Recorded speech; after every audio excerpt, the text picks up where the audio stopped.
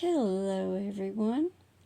I am going to give it a try and read tonight in the same room as Percy.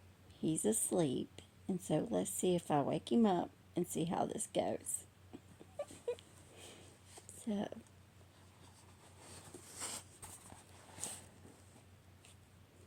let me.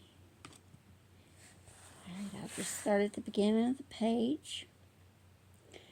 Alright, let's get started. They bid Jack goodbye and trudged back through the village, their muddy skirts dragging. When they finally reached the drawbridge, the traffic has slowed, and as they enter the gatehouse, Derwin spots them easily. "Princess Rose," he shouts, "where have you been? Half the castle is looking for you, and if they find out you slipped by me, my pay will be docked again." Rose has the good grace to look abashed. I know I've read this, but calling out, "I'm sorry, Derwin," but the girls hurry past him and on into the courtyard. They try to stay in the shadows, knowing that they have reached the area of greatest peril. From here to their attic bedroom, the way is fraught with the danger of discovery, and they are both fearful of being caught in their present frightful state. Yep, I knew he'd start. They go as quietly as thieves, sticking close to the walls, listening for sounds of approach. They can hear Rose's name being called from several different directions, but are finally forced to take their chances going up the central stairway of the keep. On the second level, they must pass near the archway that leads to the chapel. They are tiptoeing along in their sodden shoes, making slight squishing sounds, when Bishop Simon emerges from the chapel door and blocks their way.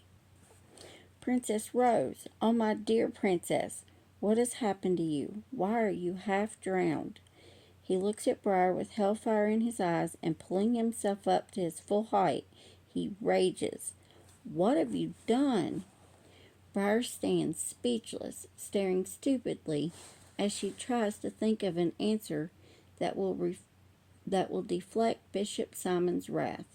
The girls have not prepared a story, placing all their hopes on returning undetected as they have often done before. As the clergyman grabs Briar by the collar and shakes her, she realizes that he is not waiting for an answer.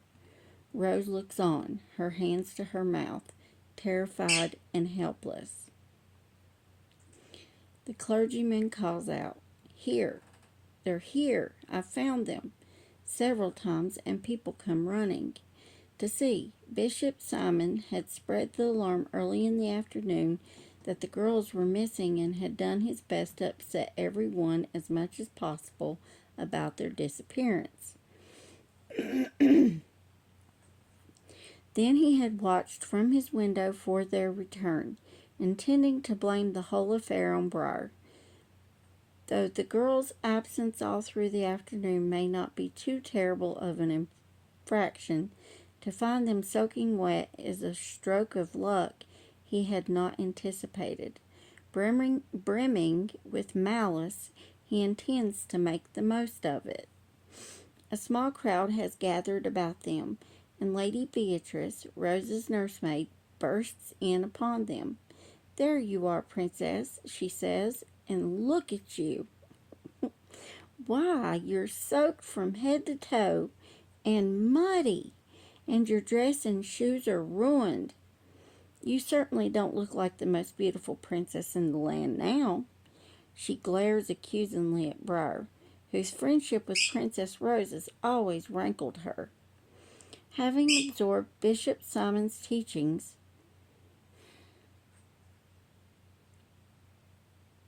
she has long believed that Briar's character is malformed as her face, and she considers both to be an affront to Rose's beauty and sweetness. It is perfectly clear to her that any misbehavior of Rose's has always been the result of Briar's bad influence. As she surveys the evidence of Rose's near drowning She announces that she has known all along that the association would lead to trouble. "She's been dunked right in," she exclaims. "And look at this one," she adds, pointing a finger into Briar's face.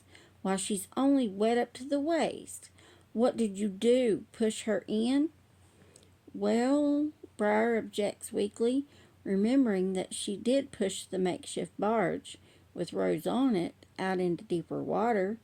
With everyone accusing her, she begins to doubt herself, and wonders if she has indeed done something unforgivable. "No," Rose objects, but her nurse takes her by the arm and says, "Don't try to protect her. She pushed you in, didn't she?" "I asked her to." Rose has the temerity to say, "Oh, certainly you did." A likely story is repeated all around. The bishop picks up the accusation and shouts as if it were established fact, "She pushed her in. She must have pushed the princess right into deep water." There are gasps of horror, and someone cries, "The little vermin! Give her a good sound beating and see what that teaches her." Other voices chime in until there is a general cry, "Beat her!" That's horrible. Now, beatings are not such an uncommon way to discipline children in the kingdom of Wildwick, where it is mistakenly believed to be a healthy means of building character. Don't get me started on generational curses. I got a good kid. I've never had to spank her. Ugh, don't get me started on that. But though Briar has known the occasional switch on her knuckles, she has never in her life been beaten, and the very words fill her with a bottomless dread. It would me too. The nurse, not wanting her delicate Rose to witness the spectacle, pulls her away, saying, "Hurry, we must get you cleared up before anyone else sees you like this." Rose wants to object, though she is frightened by the rage of the adults. "No," she cries helplessly, but the grown-ups are all-powerful, and they are not listening to her. She meets Briar's agonizing glance with mute misery as Lady Beatrice hustles her away, leaving Briar to the tender mercies of the eager bishop and his crowd of onlookers. Bishop Simon often feels himself called upon to improve the characters of his young charges, and he will not shirk his duty now. In fact, such cruelty has become a source of deep satisfaction for him. It is a chance to vent his rage against all the imperfections. He calls for his cane, which is quickly fetched. Several volunteers, not wanting to seem remiss in the care of the young, hold the terrified Briar as the clergyman raises his arm. Then he rains down blows upon her tender young back, sowing seeds of bitterness that will never entirely leave her. Yeah, I'm struggling to read this. She cries out again and again, and the blows continue all the harder, while the impassioned bishop shouts, "Take that, you demonic thing!" And the onlookers nod with satisfaction. At last it is over, and she is freed. She has only one thought, and that is to get away, far away from them all, and though she feels near collapse, she forces herself to move her legs and run. As she is overcome with shame and humiliation, it does not occur to her that anyone might take her part. She runs down the stairs, back the way she has come, past the kitchen, past the stables, and the mews. As she runs past the kennels, Master Twitty, the kennel master, calls out, "Lady Briar, what's the matter? Won't you come in and pet the dogs?" but she only shakes her head and runs onward, past the armory and away across the courtyard. Though she is observed by a few, no one thinks to stop to comfort her.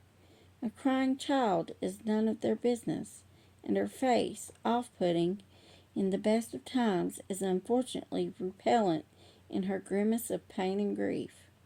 Briar makes for the great gatehouse, unopposed, and darts past the watchful Derwin despite his objection. Out in the village, she barrels blindly into a crowd and nearly upsets a peddler's cart.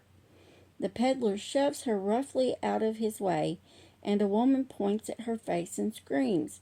Everyone around her is looking at her with horror, crossing themselves to ward off evil. Though some have observed her sneaking through town with the princess, none have seen her up close until now. They have not grown used to her as have those who dwell inside the castle. They see her through eyes of fear and superstition. Monster, goblin, changeling. I guess we'll leave it here, and I'll see y'all in the next 10 minutes. What a way to end this video. I hope y'all have a good night. Take care.